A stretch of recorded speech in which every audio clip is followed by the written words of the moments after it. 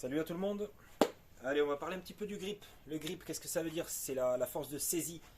Euh, Gripper, agripper, donc je saisis quelque chose, j'ai de la force. On va parler de grip statique, donc je dois tenir quelque chose pendant un moment.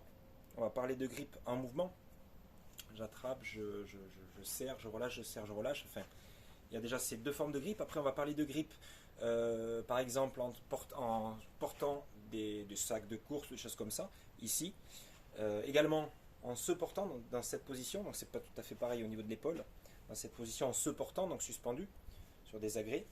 Donc on va parler de quoi quand on va parler du grip? On va parler de muscles dans l'avant-bras tout simplement, des muscles qu'on va retrouver dans l'avant-bras, des muscles dans la main, une force pour serrer la main, etc.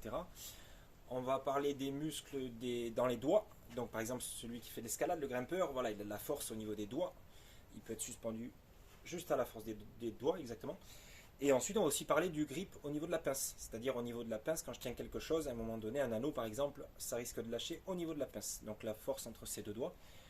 Là, ça va être un test spécifique pour la pince. Donc un test de grip au niveau de la pince. Donc j'ai mis ça en place. Donc c'est simplement deux petites barres, donc les petites barres d'haltère, donc 2 kg, plus un disque de 5 kg.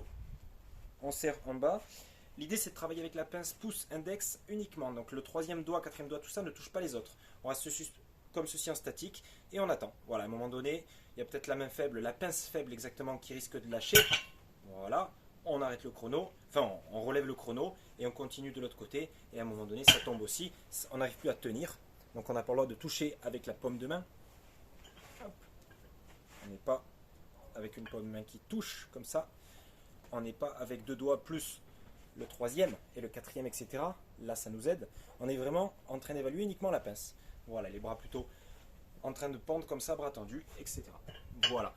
À vous de jouer. Donc, ça permet d'avoir un petit repère au niveau de la pince de ces deux doigts et de comparer l'un à l'autre, par exemple, dans un groupe, mais aussi de comparer avec nous-mêmes une évolution dans le temps. Voilà, c'est juste une partie du grip que vous pouvez évaluer comme ça.